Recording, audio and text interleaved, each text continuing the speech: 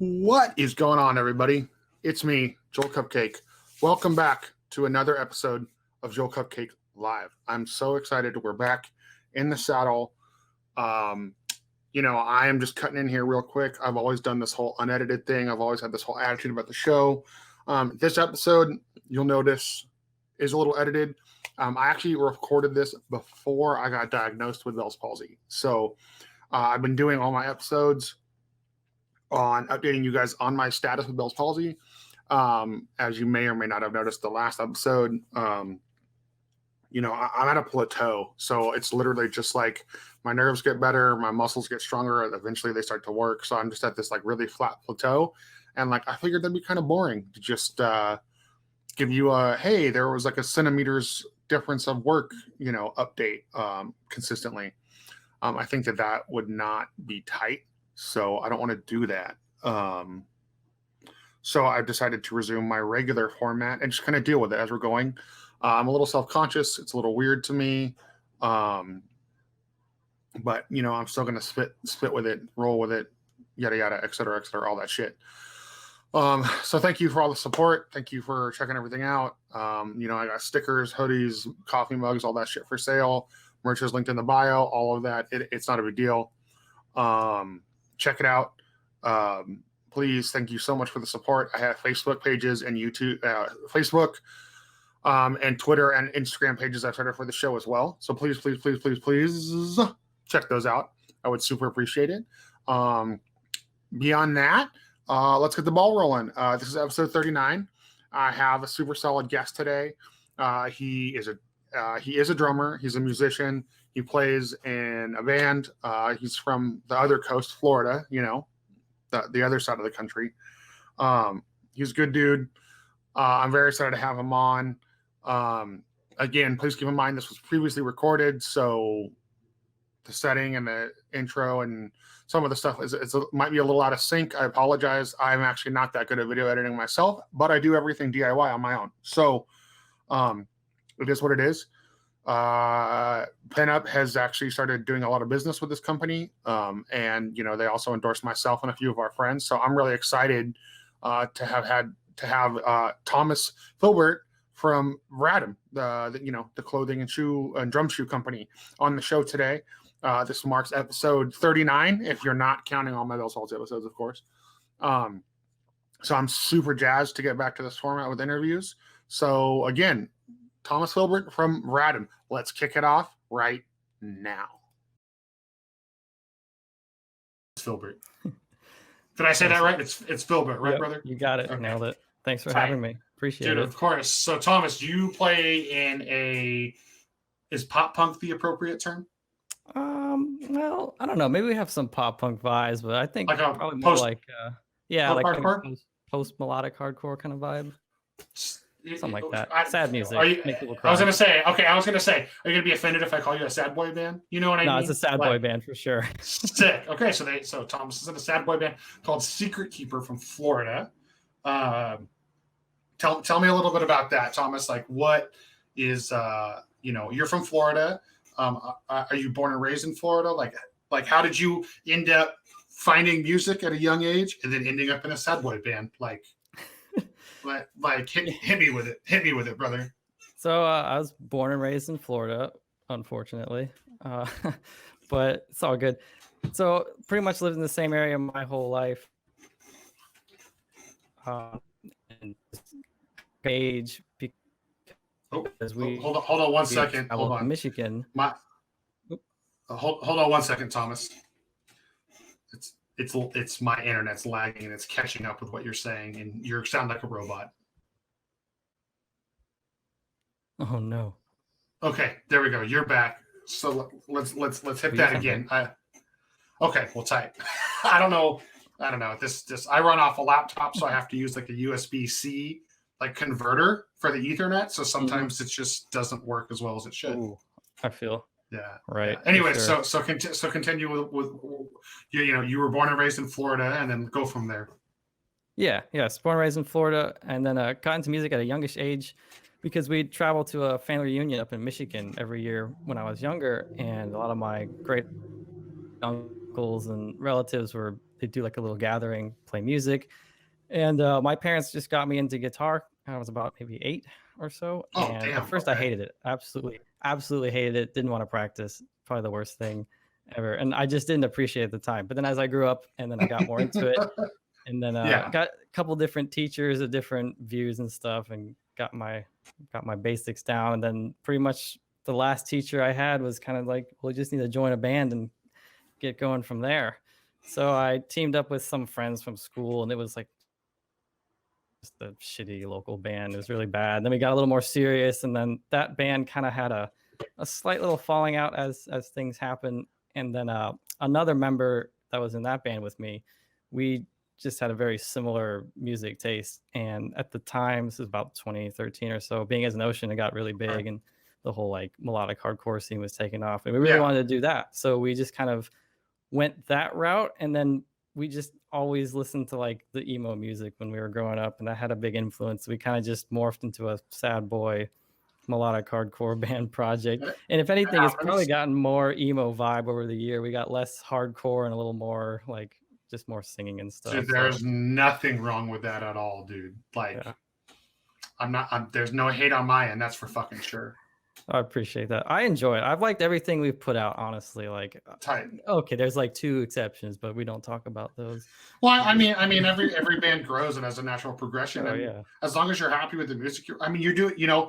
Music should always be an expression of self, as Eminem would say. You know what I mean? So like, you're expressing yourself and hoping other people somewhere along the ride like enjoy it and like it. Yeah, it's been awesome. We've had lots of people from all over the world that just like the music, and I mean, we've had different people like come like see us live, and they're coming up to the merch table like crying and stuff. It's really it's weird to me to not like, because I've never personally had that kind of a connection with a band, but it makes me feel good that other people have that with the music I'm making. So I really appreciate that. Yeah, that's awesome, man. Yeah, it's wild. To me, it blows me away, because to me it's just music. I just write it, and other people are really, they really connect with it. So it means a lot to me.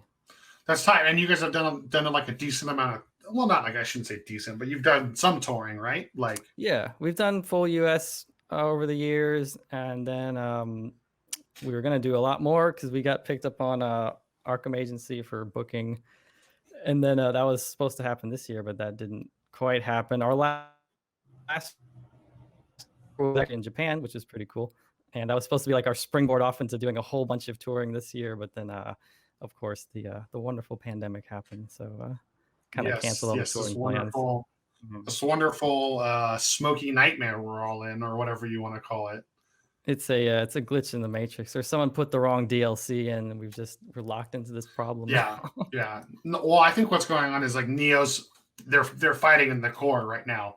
Yeah, that's actually so the rest of us are all dealing with the bullshit. Like Neo's trying to free us.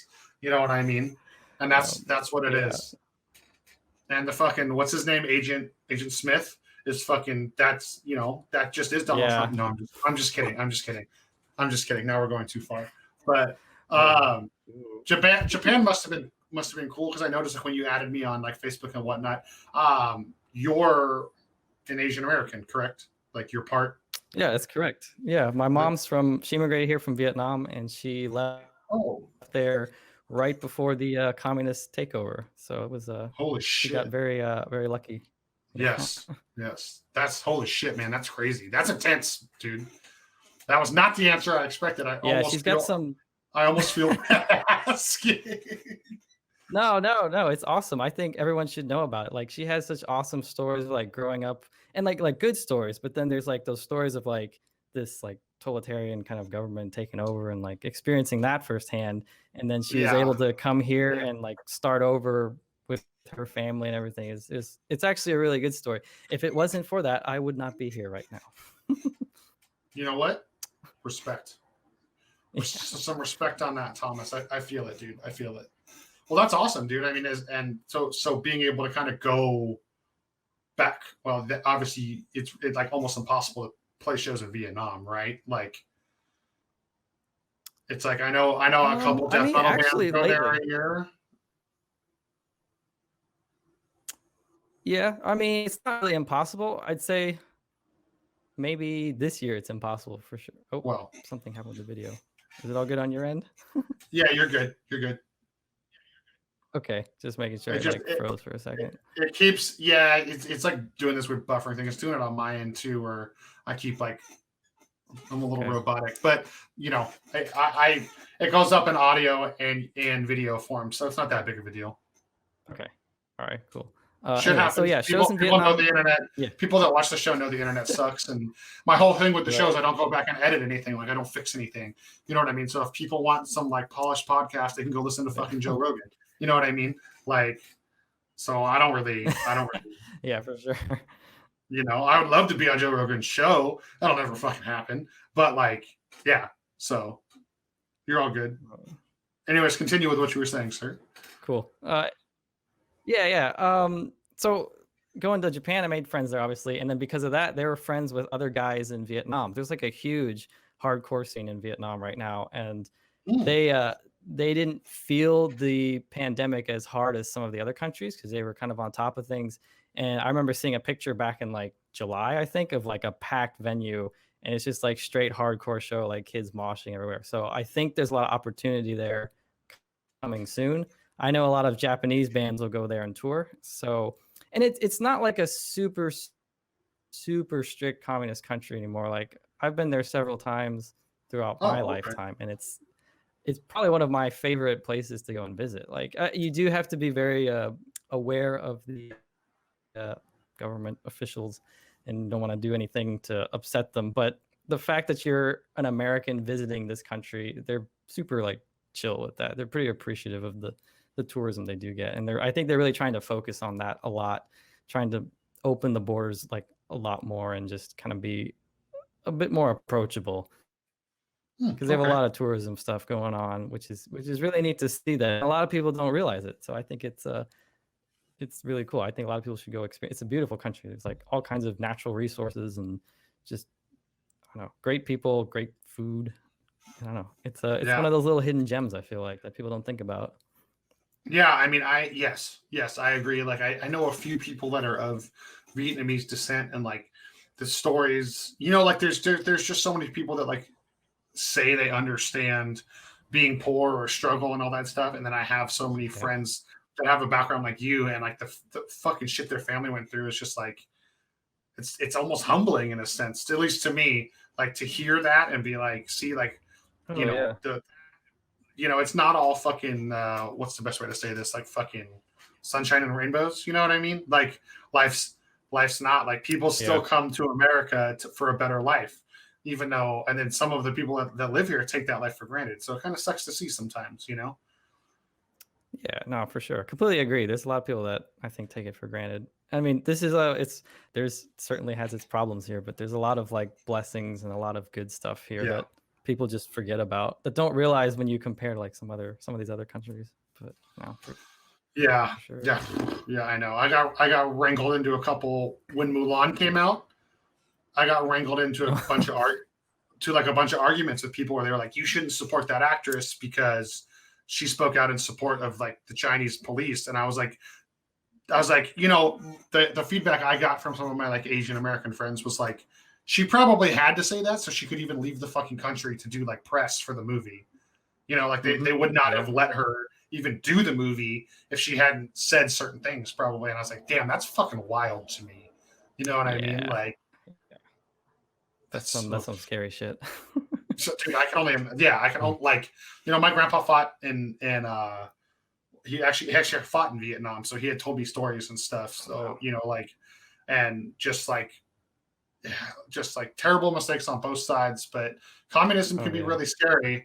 And I think it's kind of funny when people out here are like, you guys are all communists because you don't like Trump. And it's like, there's definitely a big difference between that. Like it's like you should go talk to somebody who's had to fucking deal with that. Like, I guess abuse is like, you know, I don't know what the political term for what it is. You know, that the struggle. Oh, that's fucked up, man. But fuck that. Let's not talk about that anymore. Music, So that's tight. Okay, so like, what are some of like the main bands that you're into that kind of like really pushed you to do Secret Keeper? Well, I feel like in the background, then more so lately, Bring Me the Horizons just had like a big. I've always appreciated how they've adapted over the years, and they've kind of like progressed, and they've maintained their fan base. I mean, some people will like say, "Oh, they got worse" or whatever, but I think it's really interesting to me to see how they've grown and how they've got more. Their fan base has grown, like everything's grown. They've gotten bigger production, bigger this, bigger that, and I think that's really Oh inspirational. yeah. I don't know if it's like a direct influence on the music style, but it's definitely like just to watch it and be like, okay, so you can like there's ways to do what you like and get big and all that kind of stuff. I feel like that's really cool.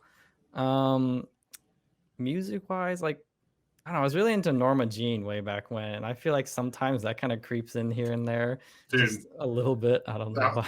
Well, Norma Jean and Zayo were two of like the bands when I got into metalcore that fucking got me going. Like those two bands, The Bled and From Autumn to Ashes and Poison the Well, like those were like my five that like they all got me going. And then like my favorite metalcore band of all time is Every Time I Die, but besides like right behind them is Bleeding Through. And like I've seen Bleeding Through more times than any other band that I haven't toured with. And I've only booked Bleeding Through physically twice. You know what I mean? But I've seen that band 18 times. That's sick. That's awesome. Yeah, and I fucking do. Just like their first couple records, like you can't, like, it's like perfect metalcore in my opinion. Of course.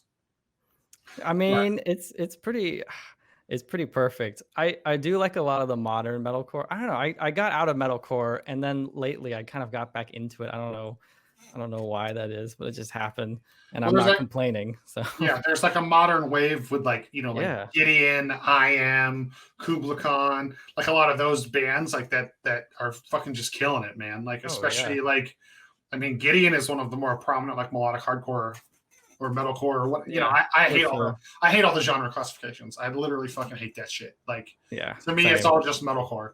You know what I mean? So there's a lot of good ones lately. I mean, I'm a big like, to me, if people are like, what's like, if you want me to get into metalcore, what's a record I should listen to? Like I always tell them, drop everything you're doing and go listen to Pass the Flask by The Bled, because like the drumming is insane. Like that drummer is so underappreciated, man. Like he's fucking, I don't know. I could have a whole episode about that record, dude. Just change the whole podcast, metalcore podcast. Dude, hey, we're talking about The Bled. If you don't like it, tune the fuck out. You know what I mean? I missed The Bled. Dang, I have to go back and listen to some of their stuff. It's been a minute. Right? Yeah, I think the second record turned 10 last year. Oh, really? Or well, technically it's the third record because they had like an EP. And then they did Pass the Flask, and then they did Space Cowboy or Underwater Cowboy or Lost on the Flood. Wow, I was really wrong with those names. But yeah, they did that record, which I didn't mind. It was okay. Yeah. I mean, everyone's got their ups and downs. Yeah. So how was I actually haven't. I know a lot of people from the Florida music scene. I had Chris from King Conqueror and Body Snatcher on the show like a while back. How was like growing up in the Florida, like, because I grew up in the West Coast metalcore scene, which is obviously like there's I feel like it's like, if you're gonna break it down, it's like you have Northeast, Florida, West Coast, and then like Chicago. You know what I mean? Like I feel like they're all a little different. Hot areas, Like Philly and Boston are kind of their own unique scenes, but like they all kind of bleed into the Northeast. So like how was growing up in that world like in Florida for you? For me, there used to be like a pretty good local scene where I'm from. I'm in Merritt Island, Brevard County, like where they launched the space stuff. There was a really good scene around here maybe 10 plus years ago. And then I guess when the shuttle kind of, I don't know, people grew up and things changed around the area and it kind of went away. But when it was a thing, I don't know, it was pretty good. There's a lot of people involved in it. I played in it. I don't think I was like a huge, like really, really into it. I wasn't in that like clique. So it was kind of cliquey in a way. Yeah. And I just never was in that. Not that I like didn't make any friends from that. Like now, like I feel like I'm closer with them now than I was like back in the day. Fair. But I don't know. It was good. There's a lot of good music coming out. There's some bands you thought would make it and then didn't, and then some kind of like, I don't know. It was good. It was good overall, I'd say. There's definitely like the clicks. Like you had like even in Florida, you have like the East Coast where I'm from. It was different from in Orlando, which is different again in Tampa, and you had a South Florida scene, and there's North Florida, like in Jacksonville, and then in the Panhandle, like Pensacola. They're like separate, different things, and I feel like they kind of didn't get along. There's always like some friction going on way back when, or you had like the hardcore crews and stuff doing their thing. So I kind of just stayed out of that. But it's funny because I don't know. We the same, like Secret Keeper and Body Snatch used to share a unit way back when, because we're from the same area originally. So we actually there was some crossover shows of like sad boy music and like really heavy beatdown shit going on at the same time, so you could cry and then cry from getting beat up at the show. Hey, ain't nothing wrong with that. You know what I mean? So I'm a big fan of the mixed genre shit. The mixed genre. Yeah, like I'm a big fan of the mixed genre shit like that. Like I used to love doing shows like that back in the day. So, but yeah. Well, let's switch gears. I like it now. Oh, go ahead. Finish. No, go ahead. I was just gonna say I like it now, but I feel like when I was like 18 or 17, I was like, why are they mixing the genres? Like they should just make single genre shows or something. I don't know. Yeah. See, we used to like do when you're young. Like when Pen-Up started, we did a lot of mixed genre shows. You know what I mean? Like I was real big on that. So was my partner at the time, who now does real estate because he got over music, which is fine. It happens. Fine. Yeah. So like we did a lot of mixed genre back then, and it's like, dude, like the emo sad boy bands supported like the deathcore bands, and like the fucking punk rock bands would support the gnarly like death metal bands, because like it was a scene. Like everybody just went to shows regardless of who was playing, because there was mixed genres. And then like obviously after like the huge metalcore boom, we had more of the metalcore bands like play with each other and et cetera, et cetera, et cetera. Right.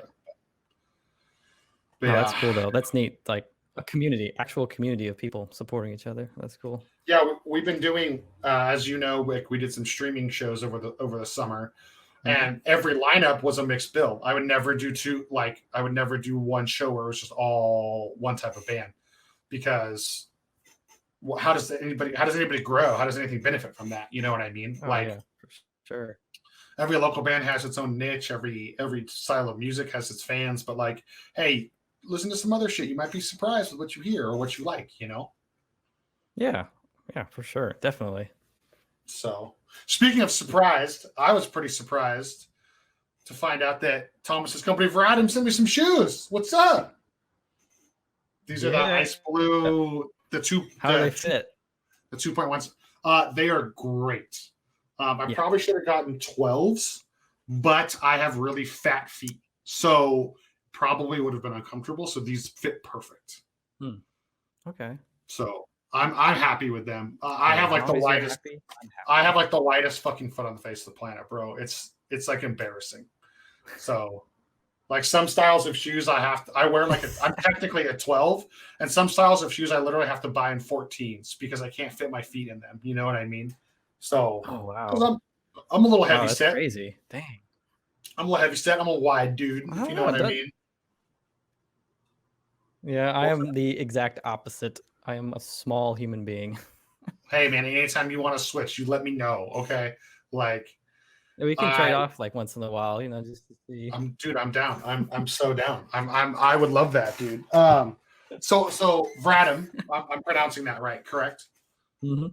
Yeah. How did that? Nailed it. So you're the co-owner. So how did that come about, man? Like that's like a drum shoe company, and now I know you guys have kind of expanded into like apparel and like accessories for drummers and percussionists. But like, so how did you even come up with that idea to start a drum shoe company, bro?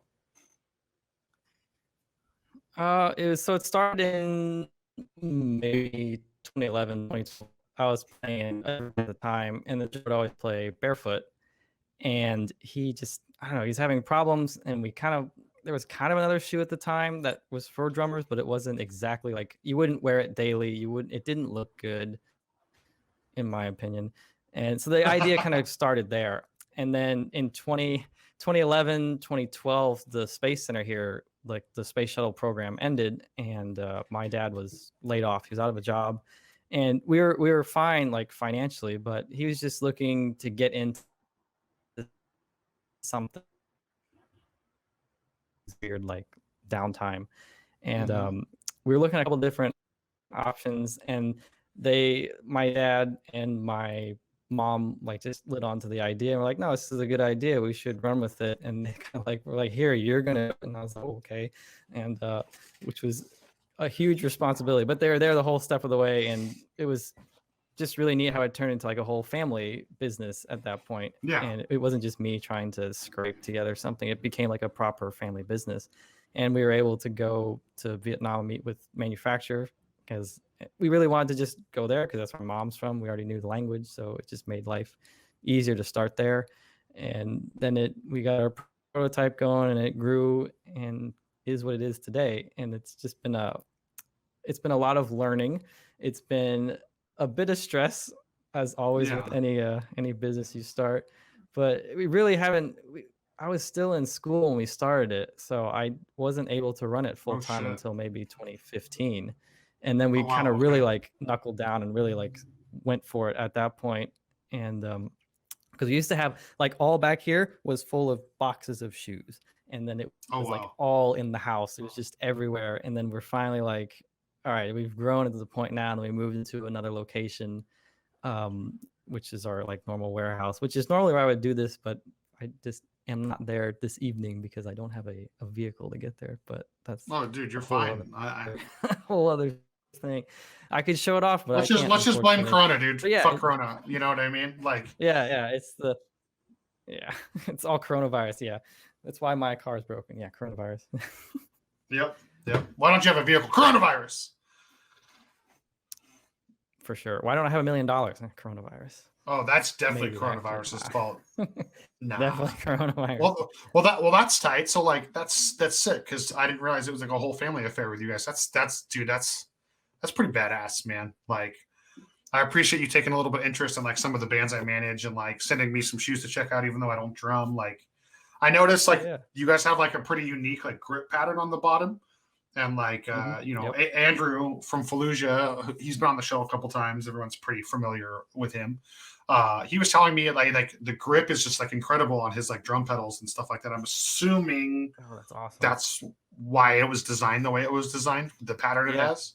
Yeah, exactly. So since my dad has an engineering background, he that was kind of his baby. He put together how to do all the tread pattern and everything, and figure that out. And we have some ideas to update in the future just to improve it, because you can always make things better. But yeah, I think he pretty much, I'd say he nailed for the first go of this shoot. We're on the second version now, but the tread pattern hasn't changed because it's worked, and we've had a lot of positive feedback for it. So he did an amazing job designing that.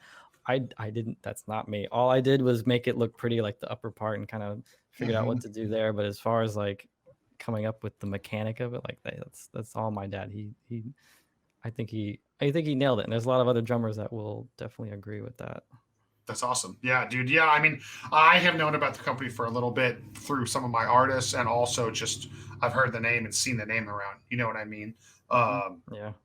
They've all had fantastic things to say, so I'm glad that like your company's doing well, and like it's continuing and carrying on, man. Thank you. That's fucking awesome. You know, like I know you just took an interest in a few of my artists, and you know, you're technically endorsing, you know, pin up on all the stuff we're doing with like the streaming shows and stuff with our artists and the new branch we just launched. So thank you so much for that. You know, so everybody watching, you know, cruise over to it's just vratim.com, VRATIM, check it out. You know, it seems like you've had like you have a lot of big names on the roster, you know, who's kind of been with you for a long time that's really helped you kind of like push the brand. Like, you know, do you have any, you know, not saying you're a guy that likes to brag, but you know, now would be your time. Early on, we got put in touch with Alex Rudinger, and he's been huge in pushing everything, because he had a huge following before, playing with Faceless and countless other bands, and now he's with Whitechapel, and he's been pretty instrumental in kind of blowing the brand up, so to speak. And then we've also had a lot of help from Josh from Issues, and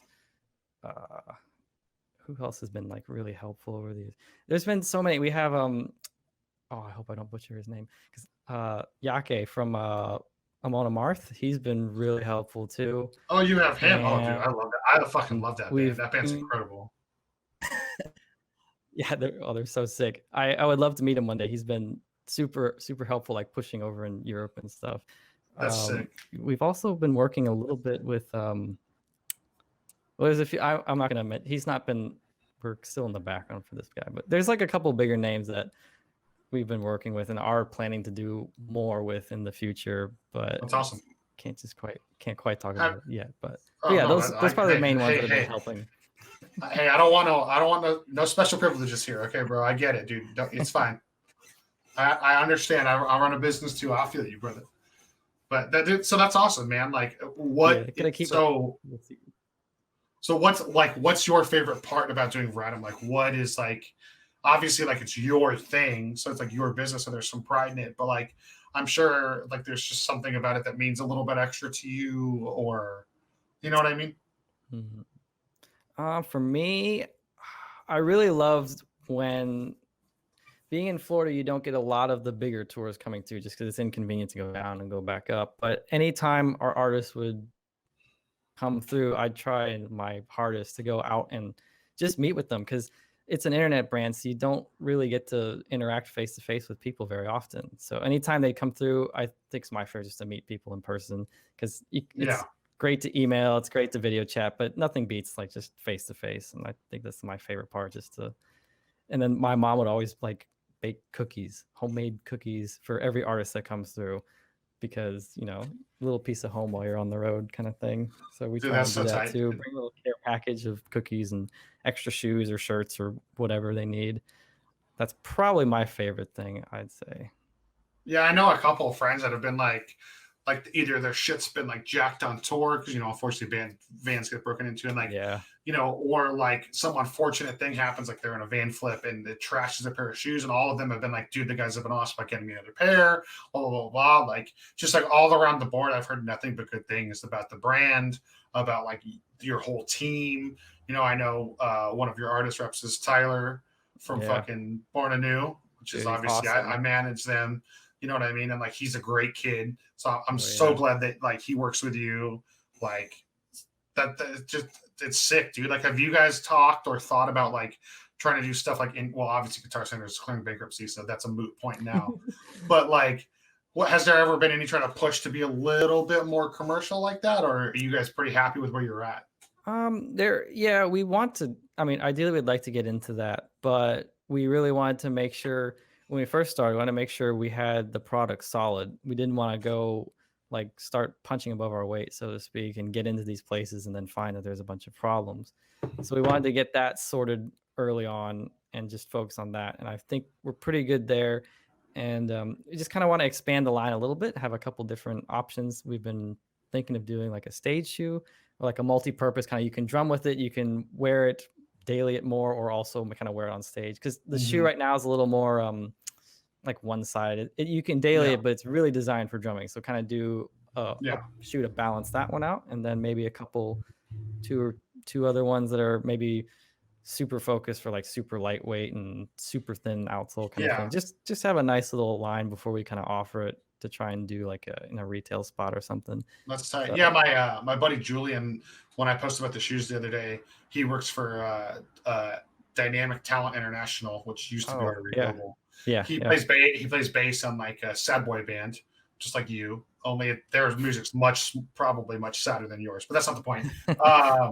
He was like, "Oh, when are they going to make shoes for bassists?" And I told him, "Fucking never, because bassists never get anything." But oh no. But which I found that funny, but I laughed at myself a lot though. You know what I mean? But like, that's tight to hear that you are thinking more about like a multi-purpose stage shoe, or like a more active shoe, or what, there's 1,000 adjectives you could use. Oh yeah, for sure. Because I need something, because I'm really bad at drums, so I need a shoe like actually for me is what that's all what it's for. Actually, it's not for anyone else. It's really just for me. Well, and you want to be able to wear your own product, dude, like 100%. I mean, I wear it regardless because it's comfy. They're super comfortable. I don't know if you've worn them long enough yet, but I just wear them because they're comfortable. Like it's not. Yeah, even no, I wore the them brand. the day I got them. I wore them basically like all day. You're right; they are very comfy. Yeah. I was very impressed. Like I'm a big Adidas guy. Yeah, Like through and through, and like the Adidas, they used to make this line called the IN95s or something like that. They looked like an old school Adidas shoe, but they were made with new school tech. Right. And I went through 3 pairs of the same color. I would like track them down on like StockX and stuff because I love them so much. And your shoes remind me, the feel is like the same exact thing, like the way it's built. Like, so I was so happy when I put them on, dude. I was like, these are tight. Thank you. That is a very nice compliment. I just got to be careful wearing them right now because it's winter and I got fucking ice blue shoes. You know what I mean? So knowing my clumsy ass, I'll get them dirty in like 3 seconds. So I probably won't be wearing them too much until after winter's over, but yeah, no, that's understandable. It's all good. Well, I have some cheesy questions for you if that's okay. You know, all my guests, we have fun, and then they all have to deal with the same bullshit. So, you know, I like to treat everybody equally, including you. Okay. Okay, so this is the first one. This is really important. You might help settle a debate right now. What's your favorite color? Ooh. I gotta go with green, like a good solid greens. Fuck yes. Green's staying in the lead, dude. That's what I like to hear. That's also my favorite color. And somehow it's been the winner on the show. It's been the winner on the show. And surprisingly, you know what color is in second place? Purple. Red? Purple. You would think it would be red or blue or like maybe yellow or orange, but no, it's fucking purple. Love it. I'm so glad you're team green, Thomas. Interesting. That makes me so much happier that I had you on the show, bro, because you're the same team as me, dude. Yeah. Fuck yeah. All right. Well, you've toured it. You've toured enough. I can ask you this next question. Whataburger or In-N-Out? I'm a Whataburger person, honestly. Fair. That's fine. And that's a no judgment question. I am from California, so In-N-Out obviously holds a special place in my heart. But I lived in New Mexico for 2 years, taking care of my father, and I'd love me some Whataburger. Like, so that's fair. The question is from, you know, I always ask that question, and people are always like, "Uh-oh," and I'm like, no. Like, I eat both. So it's a fair question. You know what I mean? I mean, honestly, I had In-N-Out. See, we have Whataburger in Florida, but I had In-N-Out before having Whataburger, and just from tour. And then I eventually had Whataburger, and I was like, oh, I like this better. Now I have to there's a little caveat to this. Like, I don't eat red meat anymore, so I haven't had In-N-Out or like a proper Whataburger in probably maybe 5 years or so, or maybe like something. It's been a while, so maybe my opinion's a little like biased or slanted or something, but I'll tell you, those like the fries at In-N-Out are cardboard, and that's like a big like, they're just not okay. We gotta stop the conversation now because I'm gonna get upset with you. All right, next question. What's your favorite type of food that you can only get on tour?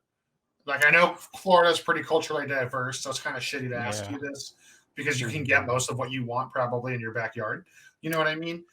Yeah. But like, what's like your favorite thing that you can only get on tour that you like to eat? Dang. Favorite tour food? Dude, honestly, like, I can't even think of any. I'm a weird like want to be healthy tour person, and I like bring my own food or like buy it from the grocery store. So I don't look forward to the fast food at all anymore. But I guess if I had to pick one, I'd probably go with, let's see. It's definitely, I think Cookout. Cookout's probably the one. Yeah, I'm gonna go with Cookout. Okay, I was gonna say you can say something. You can say something vegan. That's fine. I don't give a shit. Like, I eat mostly vegan these days. Like, or well, not. I shouldn't say that. Let me rephrase that. I cannot give up cheese. Vegan cheese fucking is terrible. and nobody will ever convince me otherwise. Like one of my best friends is full blown vegan, and I'm like, stop, just. But we eat a lot of vegetarian friendly, vegan friendly stuff in the household. For sure. So, but okay. I respect that. Cookout. Okay, you're an East Coast boy. This one's important. Okay. Ooh. This one I will judge you on if you answer wrong. Are you ready? Yeah, I'm ready. Sheetz or Wawa?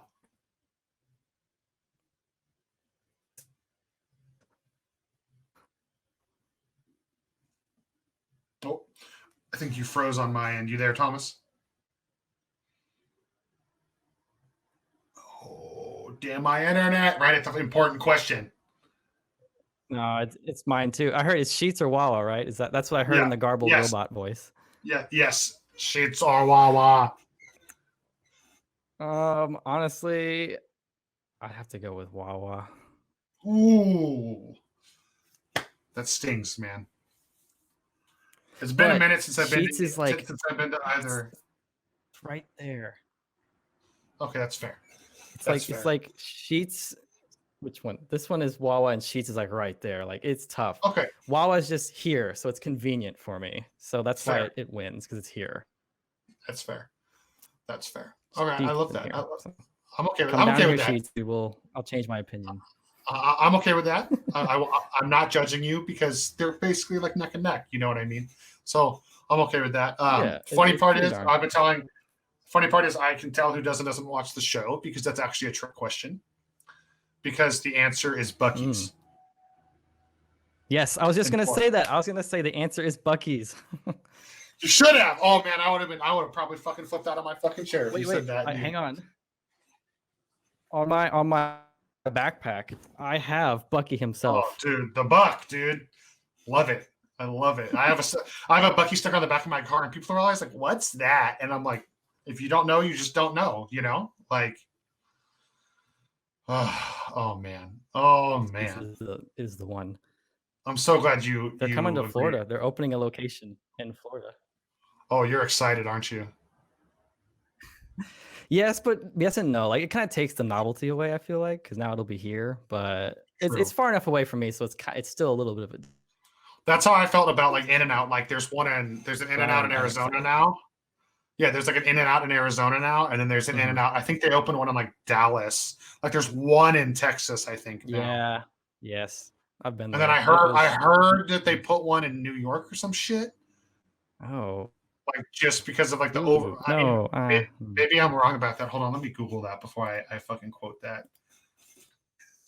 That just seems wrong. It shouldn't be. If it is, it needs to not be there. Oh, never mind. Okay, good. I don't have to. It was a lie. It was a lie. It was a lie. Okay. So never mind. All right. So last question I have for you, my friend, and then we will wrap this up so I don't take too much more of your time. So part of the reason I do the show, as I explained to you earlier, is I call it Joel Cupcake Unedited. I've been a promoter my whole life. I do the artist management stuff. Branding is important. Imagery is important. I like to think I'm a little bit more real than most people in the industry. But that being said, like even as a promoter, you have to kind of play politics and be careful what you do and don't say. Within the scene, I don't mean actual politics, but like within the scene, you know? So sometimes there's a facade or a veil that's put up or whatever. What's like a character trait you have or a hobby or characteristic or whatever adjective you have, something that's unique to you that you think people might not know about you, that you wish more people knew about you? And yes, I know this is a fucking tough question. I'm completely aware. This is the worst one. I don't like this question at all. Okay. No, dang. A unique thing to me. Dude, I don't know. Yeah, or like something that like, you know, even people that come see you play shows might not know about you. Like for me, for example, like I'm like a big video game nerd. Like I talk a lot of stuff on the internet. I'm very bad at checking my grammar and my vocabulary, like when I post shit. So like a lot of people are surprised to find out that like this bookshelf behind me is filled with books. And I actually love reading, and I read especially as a young adult, I read a shit ton. Yeah, it was mostly on nerdy stuff. Awesome. Who cares? You know what I mean? But I love to read, and I think bookworks are amazing. You know, and most people don't expect that about me if they don't know, if they've never been to my house or had an intellectual conversation with me. Gotcha. That is really interesting. I learned something new. I'm glad you like to read. I like to read as well, but I'm not going to take that as. I'd say I really like building. Like this kind of developed in the past, maybe like three years. Kind of came back to me as a kid. I would like build little like models of planes and things like that. And it's a bit harder. I wasn't that good at it because you're like 8 trying to do something really fine detail. But then I kind of got back into it like a few years ago, and that's been like my thing. I like big into anime, and I got into like I really like the whole Gundam series, like the robots and stuff. So I like building those models. Like they're. I watched Gundam Wing, not the OG, like whatever the second one was. Yeah. Actually, I have it's massive. This huge. This big boy. He's like. Oh shit. He needs to be painted and stuff. I just put it together because I wanted to like the full like the big guy all together. But that's like sick.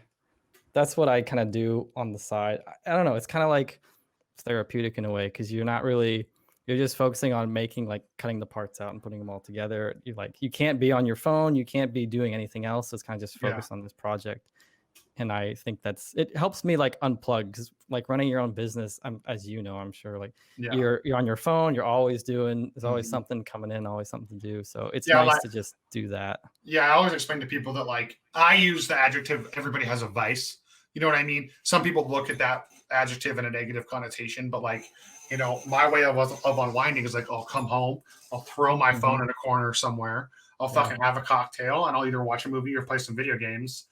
And just zone out, like just go to another fucking planet. You know what I mean? So whatever helps you do that, whether it's fucking figure building, who fucking cares? You know what I mean? Yeah. It's also your life.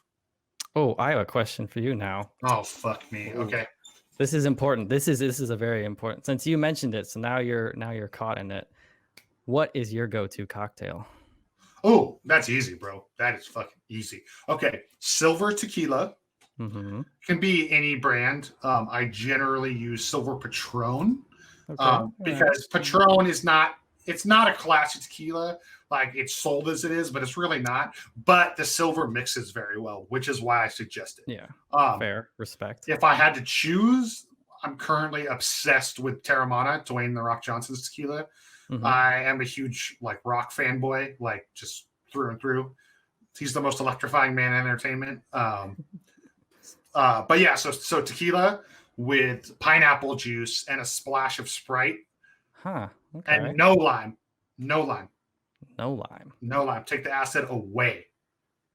I guess you have the pineapple already, so it's kind of the already acidic kind of thing. Exactly, my friend. That's my go-to. I love it. Interesting. I'll have to try it. Dude, it's so good. So good, dude. And like the splash of Sprite just kind of helps smooth it all together.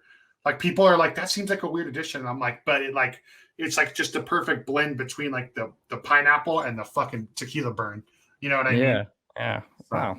Dude, I'll just knock back a couple of those when we're out at dinner and I'm like so relaxed, dude. It's just like, it's funny because like every time we go out, I order one and people are like, that sounds good. I'm like, dude, if you've never had one, try it. And then that's just what they end up drinking the rest of the night. Well, maybe I'll try that tonight. We'll see. You should. And if you can find the Rock's tequila anywhere near you, he has a silver and a gold, like a Reposado. Either of them are fucking great. It doesn't matter which one. The Reposado is, you can just sip it. You just put it in a cup with 2 ice cubes and you can just sit there and sip it. It's that fucking good for a tequila. So. Nice. That's what I like about that. That was good. I can appreciate that. Fuck yeah. Okay. It's important. You passed the test. It's all good now. Oh, yes. Okay. Well, I'm actually out of time because I have something I got to go do. So we're gonna end it there. But we got through it. You answered my questions. Perfect. Thank you for coming on the show, Thomas. I fucking appreciate you. Everybody that watched, thank you for having me. Oh, of course, dude. Everybody that watched, thank you for watching. I'll put all of Thomas's links in the show at the bottom of the comments, or not the comments, in the info. It'll also be on the info for the podcast and all that. Thomas, how can everybody find you online? Like, what's your handle? My handle is just Thomas Filbert for pretty much everything. Just my first and last name scrunched together. Instagram, Twitter, all that stuff. Yeah. Sick. And I'll have that down below. And Vratim is just at Vratim everywhere. Vratim. And Secret Keeper, I believe, is Secret Keeper FL, right? Yeah, on Twitter and Instagram. I think Facebook's the only one that's Secret Keeper banned. Maybe the website too. Yeah.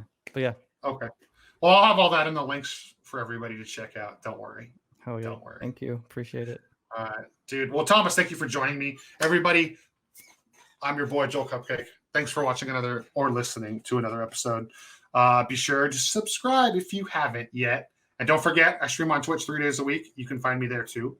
And please support Thomas, all his endeavors, his projects. Check out Vratim, especially if you're a drummer. It's worth it. Yes. It's worth it. Thank you. Awesome. Thomas, thank you so much for joining me, my friend. This was wonderful. We just started working together, so I feel like I got to know you a little better, and that's sick, dude.